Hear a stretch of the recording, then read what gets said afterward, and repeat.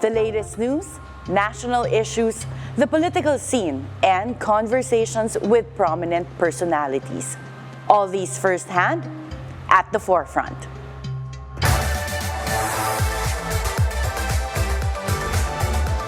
Good morning. I am Attorney Karen Jimeno. Movie and Television Review and Classification Board, or MTRCB, recently made headlines when it gave X ratings on two upcoming local films, Alipato at Muog and Dear Satan. MTRCB Chairperson Lala Sotto-Antonio pointed out that while the board respects freedom of expression, it is not absolute nor limitless. She also said that there is a law in place to put order, and MTRCB is just following the law in making decisions. What's the real mandate of MTRCB? To give us insights on the mandate and other programs of MTRCB, we have with us this morning Chairperson Lala Sotto-Antonio. Good morning, Chair Lala. Good morning, Attorney Karen. It's so nice to have you here. So nice to see you.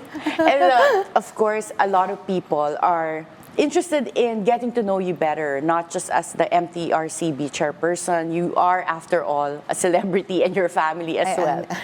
I never knew. So we'll start with showing you a series of pictures. Okay. And you'll say the first word that comes into your mind. Okay. So let's look at the LED screen. Oh, okay. my dad. Tito Sen. Just one word? Yes, Hero. one word. Hero. Hero. Next one. Mommy Helen. Let's see. Where's your mom? Oh, ay, ganda. Love. Oh. Okay. Pure love, unconditional love. Next screen, Sharon Cuneta. Ate. Ah. Big ate. Okay, next picture. De La Salle St. Benilde. Oh, wow. This is the place where I was really molded into the person that I am today. Oh, wow. Okay. Next, 3rd District of Quezon City. Experience. Ah, okay. And then we'll talk about you through a quick Q&A. Okay. Okay. So, in a few words, describe your siblings. Romina. Another ate. A very caring and loving ate who's always there for me. Chara. Shara, a loving little sister who's my kakampi. Cute. Gian. My one and only brother who's also very loving and always someone whom you can rely to pray for you. Oh, wow. It sounds like everyone in your family is very loving. Yeah. Okay, what did you inherit from your mommy, Helen? My mom? Nako. A lot. A lot. Especially the number one is cooking, I think. And then loving and caring and, well, both parents kasi are generous. But, sige, I'll be honest na lang, kaartehan. Okay, and beauty. Why kaartehan? Like sa cosmetics? Well, conscious. Kailangan you're always dressed well. Not naman OA, but always dressed well. You dress appropriately. And then you speak well. So very well put together. I learned that from my mom. Yeah, so that's why. I've never seen you sloppy, so now I know why.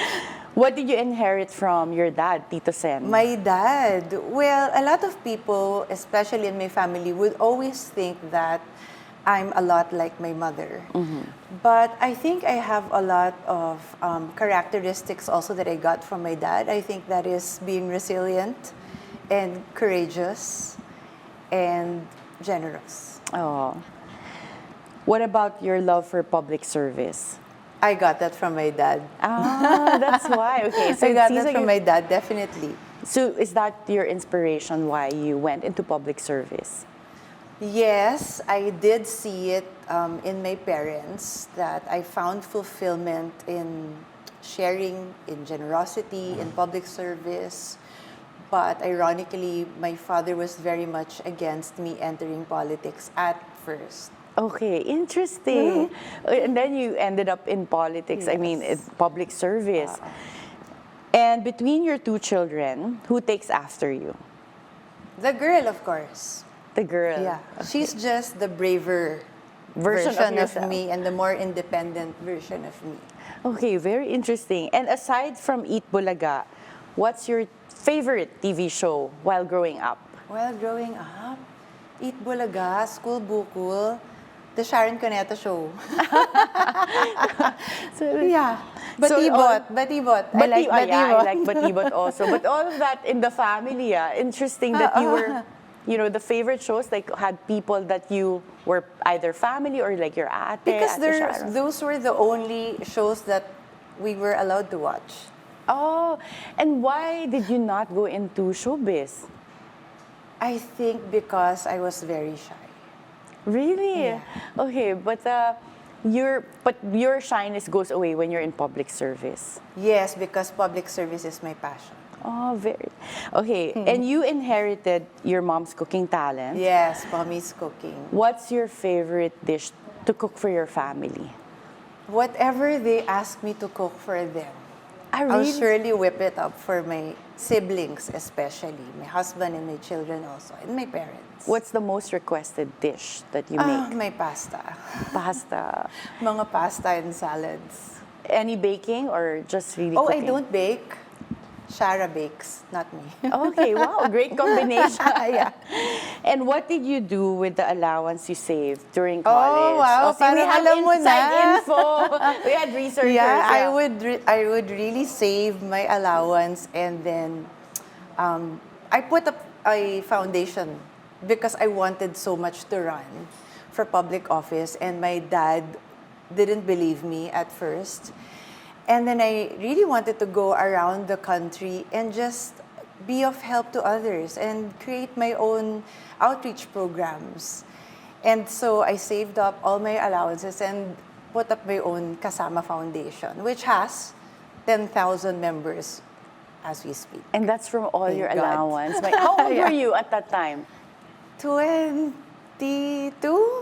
Wow. 2022. Yeah. And how much were you able to accumulate from just your savings and also others I like don't for your remember foundation? the exact amount kasi naawa na rin naman sila nung nakita nila nung gumagastos at nagsisave. So they also supported me financially, my family. Very resourceful. And what was the favorite ordinance that you passed while you were a counselor? I have a lot of favorite ordinances. Well, one on top of mind would be the Quezon City General Hospital COVID patients, what do you call that? Yung sa kidney, dialysis center. Yes, yeah. Sorry, yeah, the dialysis center for COVID positive patients in Quezon City General Hospital. Also, the electronic medical record system of Quezon City and the random drug testing for all high schools and tertiary levels in Quezon City. Anti-rabies human vaccine for Quezon City residents, which were given free for those who were bitten by rabid animals. And before that, there was no ordinance that gave these types of benefits to people in Quezon City. Unfortunately not. It's good that you were able to introduce that. Yes, yes. And right now, we're going to go into now the position that you're holding in terms of being the chairperson of MTRCB. So a lot of people, sometimes they have misconceptions of what MTRCB does. So can you give us an overview of what the mandate is of the MTRCB? The MTRCB, or the Movie and Television Review and Classification Board, reviews, rates, and classifies all movies, television programs, TV plugs, movie trailers, and non-video publicity materials. These are the posters, the billboards of the movies and television programs that you see around. We are to ensure that every Filipino member of the family would have a safe and comfortable viewing experience. And most importantly, our priority is the Filipino children, that they would be protected from any content that may cause confusion or disturbance to any content that they are not supposed to see. And does this also cover commercials? No, Apparently, commercials or advertisements fall under the Ad Standards Council. Oh, okay. So for any content there that might not be appropriate for children, you can't blame the MTRCB when it comes to commercials. No, not the MTRCB. What about TV plugs? TV plugs, yes. Okay. And Movie trailers. social media platforms, YouTube, any of these streaming platforms? Online curated content currently does not belong to the jurisdiction of the MTRCB. Okay, so that's really very tricky for parents, so Yeah. because when they're watching TV, you know that at least it's been screened and it's been classified, but for streaming platforms, you really have no control. It is a challenge. And when you have all of these classifications, you personally, as the chairperson of the MTRCB, do you have a final say as to the decision of the MTRCB? Attorney Karen, I am here to execute the decision of the board. The chairman of the board or the chairperson of the board does not have the unilateral power to modify, reverse, overturn the decision of the board or the review committee, especially when it has already been rated and classified by the said committee. So it's really a collegial body. It is, all decisions are made by a collegial body, and they have the sole power to rate and classify. And I'm sure you know that power delegated or delegated power cannot be delegated. Yes. And if you have, for example, an adverse decision to a film where they're not happy with the classification, what's their remedy? Can they go up to the president to have that decision reversed? Part of the administrative process of the MTRCB is the first review comprised of 3 board members. That's 1 chairman of the committee, review committee, with 2 other board members. And then the producer is unhappy. We have the second review comprised of 1 chairperson for the board review committee and then 4 board members. And then that's the final decision of the MTRCB. If the producer is still unhappy, they can appeal to the office of the president. And then if they are still not happy, they can appeal to the Court of Appeals and then the Supreme Court. Oh, wow. So they really can go all the way up to the courts. Yes. And if they're willing to go that far. yeah, has there been producer that has gone that far? During my time, no, not that I recall. But can you tell us what the implications are? So for example, if a movie gets an R18 classification, what normally are the consequences for that movie in terms of profitability, viewership? Like, how does it affect? Well, it definitely will affect the profit of the film because, first, even if a cinema would show your film and you are rated 18, you will already lose your potential viewers below 18 years of age. That's why they always prefer the lower rating classification like 16, 13, and even PG so that more people can watch the film. But then there's also SM Cinema that will not show films beyond R16. So that's more of a personal choice of SM as a company. Yes, of course. That's the prerogative of the cinema operators. They have all the right to do so. And in the past, some people have also complained to the MTRCB about the prices of movie tickets. Yes, is that within your yes. jurisdiction? No, not at all. We also complain about the price of the movie tickets because we want the films to thrive. We want the films to earn and make a lot. Unfortunately, that does not belong to our purview. We are not the cinema operators. We don't decide on ticket prices. What are normally taken into consideration when you classify films? So, for example, how does a film become PG, R16, R18? Well, we have the MTRCB Charter, which is the Presidential Decree of 1986. We have our guidelines. We have the 7-point guidelines to follow. And most importantly, the cultural Filipino values. So we are comprised of 31 board members, including the vice chairman. And these board members are different professionals from the different fields and different backgrounds. And we must always remember that the board is a very tiny composite of the society. Everything is subject to their own judgment.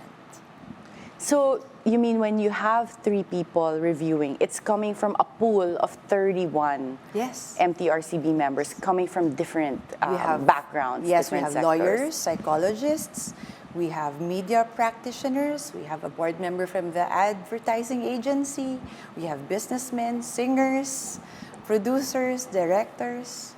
So let's go to the 2 movies that recently got an X rating. MTRCB gave X ratings to 2 upcoming local films. And we received reports that there were more movies that were also meted with the same classification in the past of getting X ratings. What's the batting average of the MTRCB in giving X ratings? But before you answer that question, Chair Lala, we'll have to take a short break. At the forefront, we'll be right back.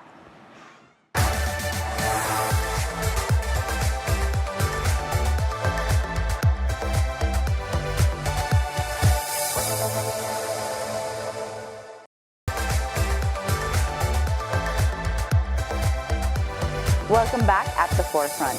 Chair Lala, before the break, we were asking you, we received some reports that there were also some films that received X ratings in the past. But what's really the batting average of the MTRCB when it comes to giving X ratings to movies? We don't have what you call a batting average because we didn't X, to my memory, Yes. we didn't X anything in 2023.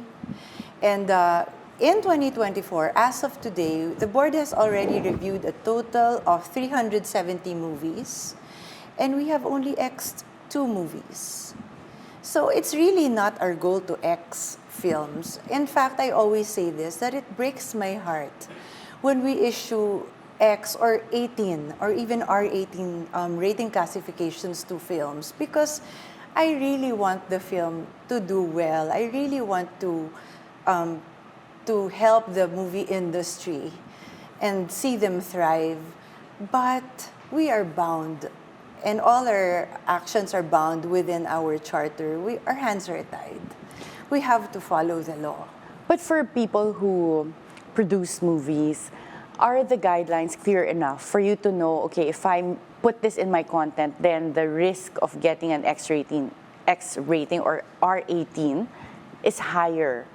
Do they have at least some guidelines that they're aware of? They are very much aware. I am sure of that. Also because the board is there to always offer guidance when they need help. We also came up with a Responsableng Paggabay program, and we go to the networks and help guide them with the classification ratings and the classification system of the MTRCB, even already helping them troubleshoot for live shows. We have Responsableng Paggabay, also seminars for the producers, movie producers. So they know that we are here to help. Okay, and at least it's not really this subjective standard where you go in blindly and you have no clue how it's going to be rated or classified. Nothing like that. So has there been a reconsideration? Alipato and Muog, you previously defended the board's X rating by saying that freedom of expression is not absolute or limitless. Has that X rating stayed, or has there been a reclassification? Okay, for the Alipato at Muog, yes. According to the PD number 1986, it has violated the Section 3C according to the first review. But these are comprised of 3 board members who decided to be very cautious and very prudent in issuing a rating or assigning a rating classification. And it is their right, and as mentioned, as part of our administrative process, to apply for a second review, which is normally done in the MTRCB when a producer is unhappy with the first rating given. So they applied with another set of board members, this time 5 board members. And I joined the review as well and enjoyed the movie. And they were given an R16 because in the judgment of the board, it was found to be deserving of R16. And I will, Attorney Karen, just want to clear that up. I will always stand by the board. I will always, always, and forever stand by the decision of the board and execute the decision of the board. So there's no truth to some of the allegations that it was given an X rating previously because of political reasons? No, nothing like that. We review the available material submitted to us. What was the movie about? Like, what was it about the movie? It's a documentary about Jonas Burgos, and the director happens to be J.L. Burgos, his brother. They're really into the media also, in journalism, and apparently he disappeared. So it was also a documentary about what the mother, Mommy Editha, had to go through in seeking for justice and looking for her son. And the setting was this during like martial law era? No. So it's a compilation of stock footages actually of just previous years of while looking for him. I'm not so sure about the year. Okay. I think, but no, not during the it was martial more law. recent, like 2007, Yes. that era. Okay, so at least it was really more for the content, like you mentioned, Section 3. And Section 3C. And what does that prohibit normally? Like Well, what type of content? we have a list of what is prohibited. We have the parameters for X, no?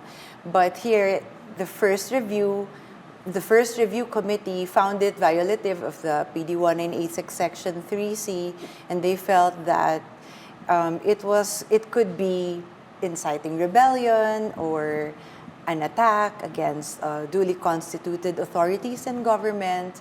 So they decided to be prudent in assigning a rating. At least for the knowledge of the public, when you get an X rating, based on that presidential decree, the law, it's not just really nude content. Like, it can be also related to other matters like inciting to rebellion. And, or even attack against religion. Okay. Yeah. So that's really, at least that's clear that it's not just about nudity.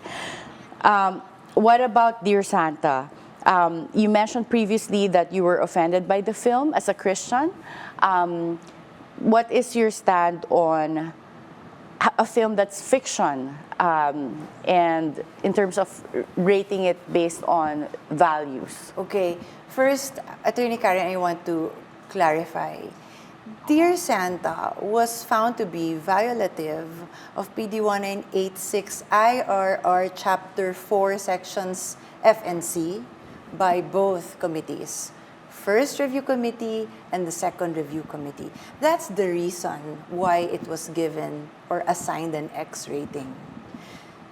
When I said that I was offended as a Christian, and I still am offended as a Christian, that was because I was asked during the budget hearing a question by Senator Jinggoy Estrada. He asked me how I found the film or how the movie was. That is why I answered. I said I was offended as a Christian. But that is not the reason why the 8 board members assigned an X rating. Apparently, X is a rating, and we reserve the right to assign the X rating when deemed appropriate. Yeah, and again, the standards are based on the law, the presidential decree. 1986. Yes, with all the guidelines there. Parameters of giving an X. Yeah. And the judgment of the board members. Yes, and that, again, a collegial decision. Yes. And when people say that we already have a flailing movie industry where ticket sales are lower or viewership of people who go to the cinemas are lower, how do you think that this can be addressed by movie producers, given the restrictions that we have? Because Again, like based on the classifications, it can limit your audience, but some movie producers would argue, well, this is part of freedom of expression or artistic expression.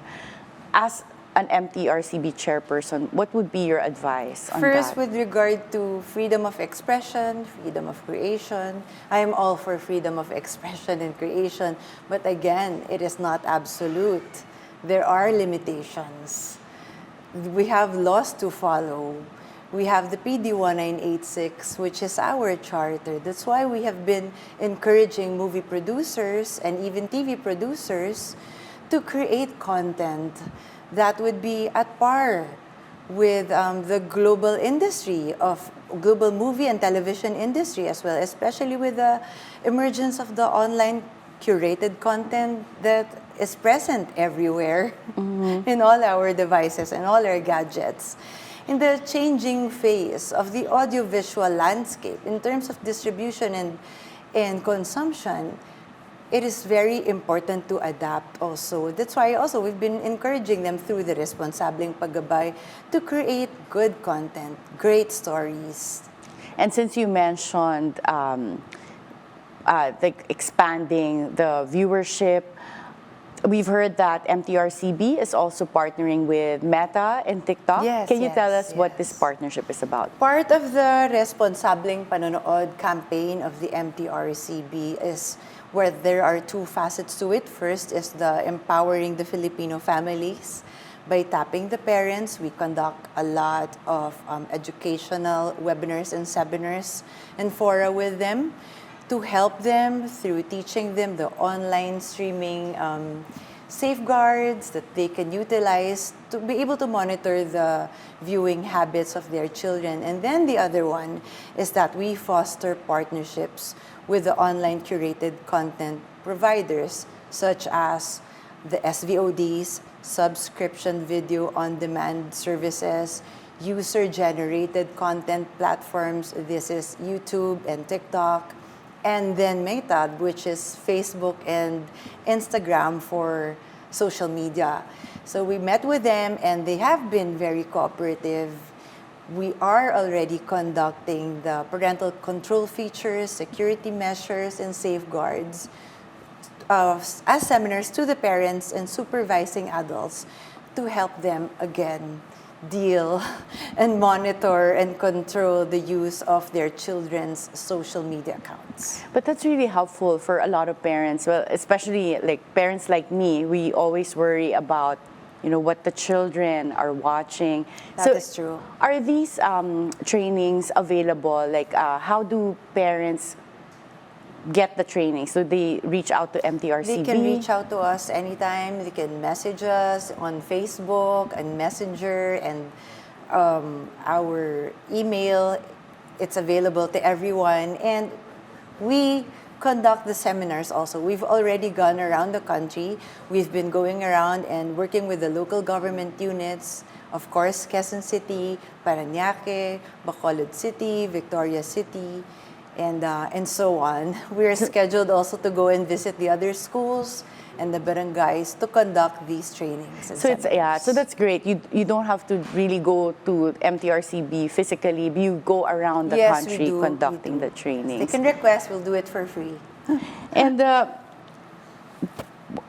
MTRCB right now, what other programs do you have apart from partnerships and conducting trainings? The Responsableng Panonood. Well, yes, I've already mentioned the Responsableng Paggabay.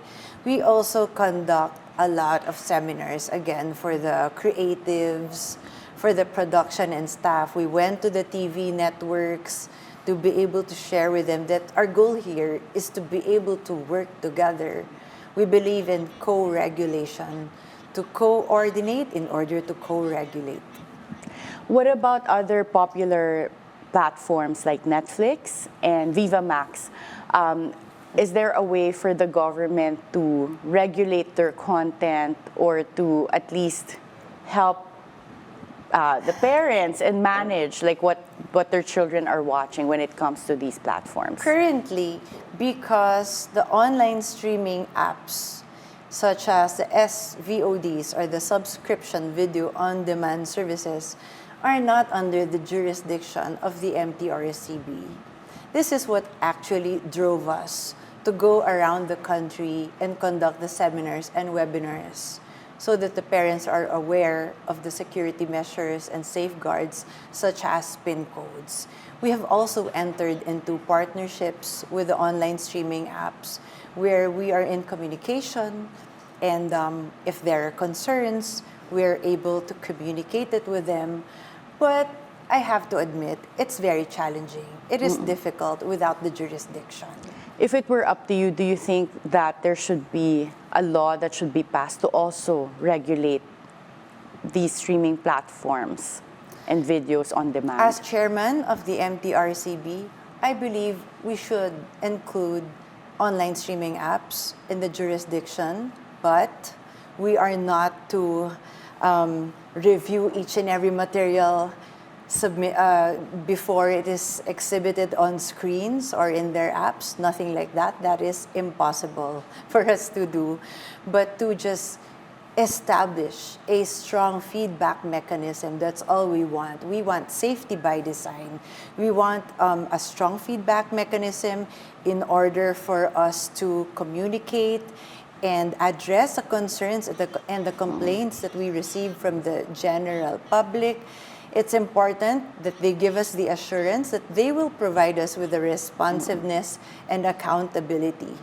Well, since your job affects what people are able to watch and what producers are able to show the public, what's the worst bashing that you've ever received? But before you answer that question, we'll have to take a short break. At the forefront, we'll be right back.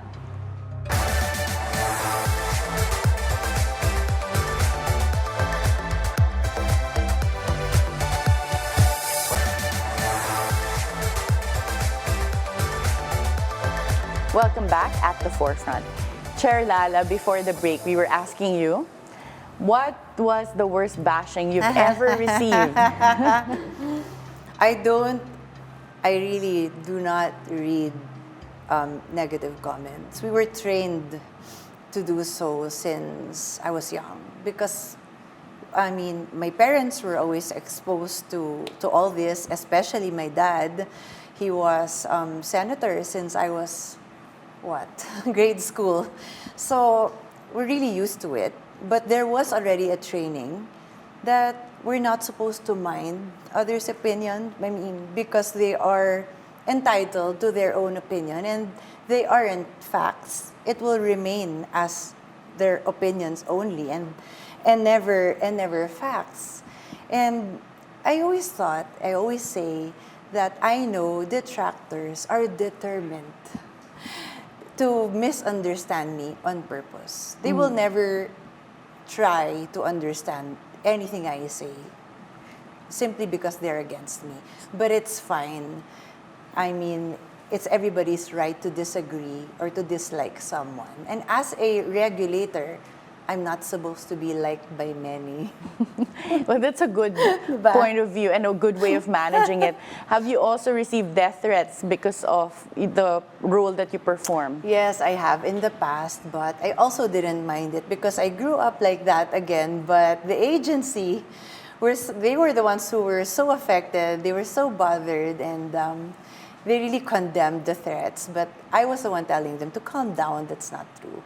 Oh, but it's a very good advice for everyone listening, like how to manage, especially with social media. There's so many negative comments. Of course, not everybody will disagree and will agree with you.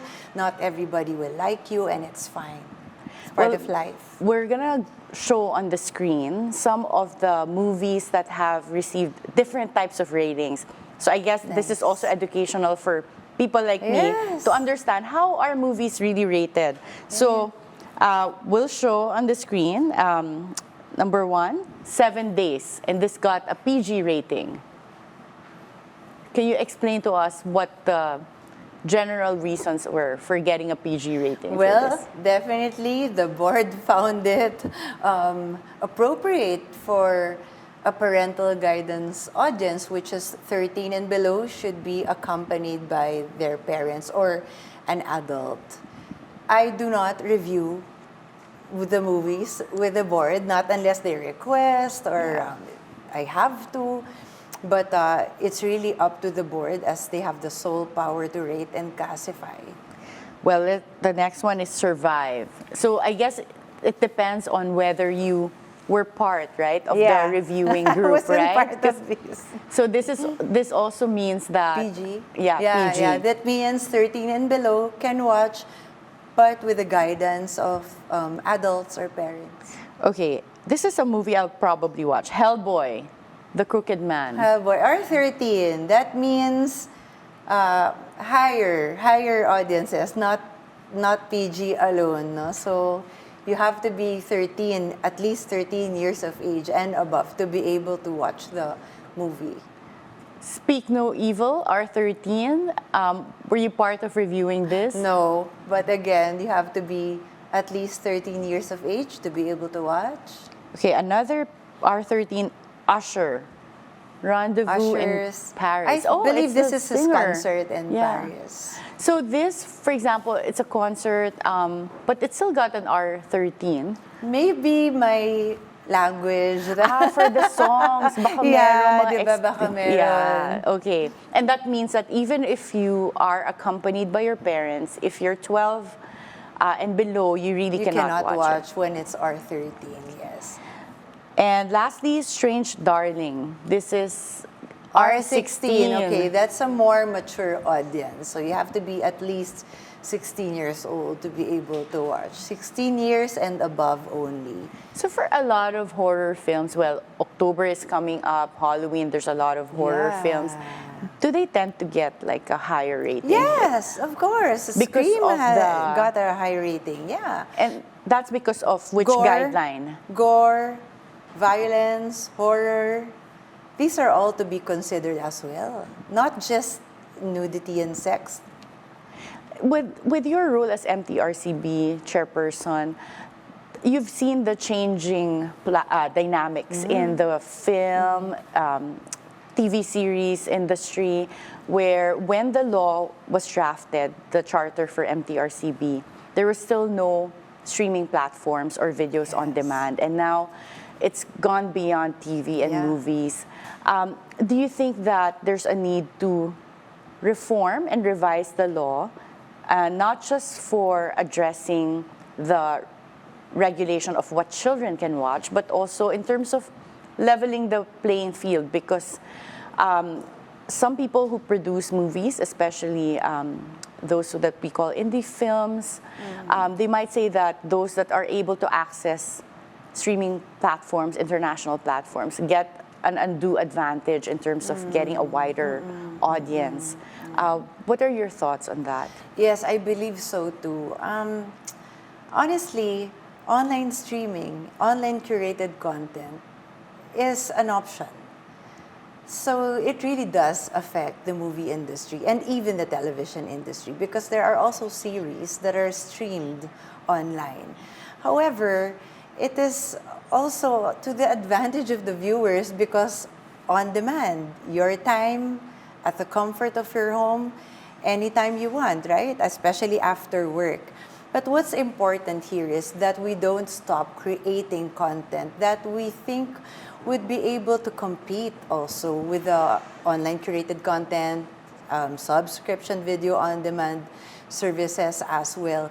And also, it is very important, I really think, that we do adapt to changes. We have to adapt to change. There is a need to adapt to it.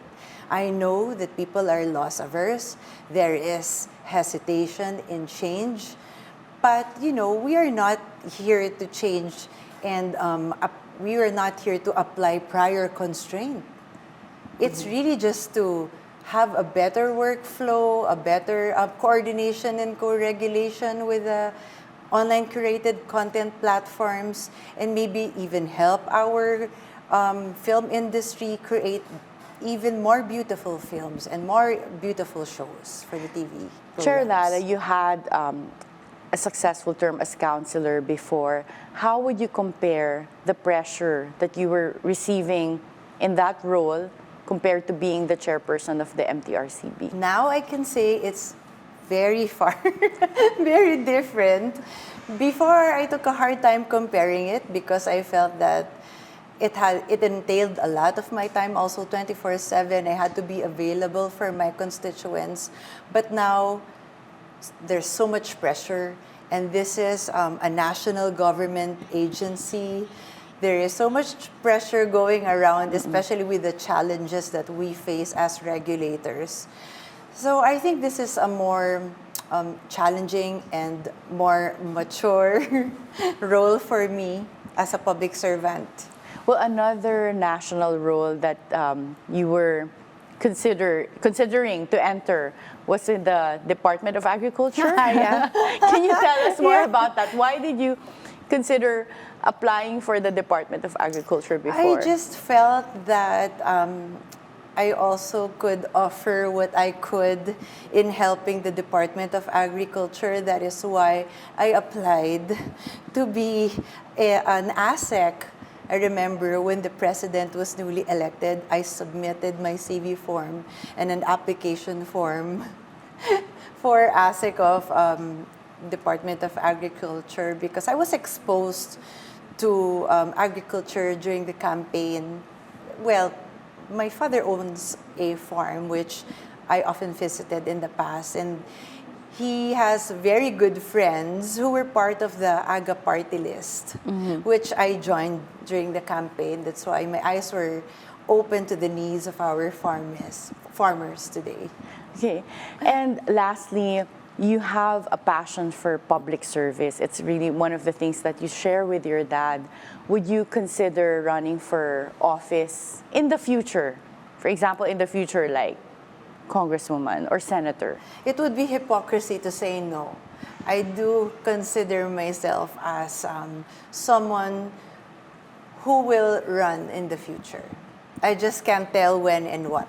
As Well, of but now. we appreciate the straightforward answer. So some people would say no, and then suddenly tatakbo. So Yeah, I really don't like appreciate that. your I said honesty. that, yeah. Thank you so much for Thank you, your time, Attorney Chairperson Lala. Karen. Well, I Thank really you. learned a lot. Like I really before thought when it comes to R18, it's just nudity or X-ray. No, So it's no. good to understand really what the standards are. And I guess for those who are listening, you can refer to the law that created the MTRCB because the guidelines are there. Exactly. Thank you for the opportunity that you have given me to explain more about the MTRCB and the decisions that we have made lately. Thank you. Thank you so much. Thank you for your time. Chairperson Lala Sotto-Antonio is firm that the MTRCB is not censoring films nor TV shows. The board only classifies content and gives its rating in accordance with what's suitable for the audience. In today's world, where even kids are no longer spared from violence, sex, and foul language in social media, the MTRCB acts as a bastion in preserving moral values for the next generation. Be timely informed, be insightful of the news. Always stay at the forefront. Join us again tomorrow for meaningful conversations that would help you form an objective personal opinion. This is Attorney Karen Jimeno. Thank you for spending your hour with us.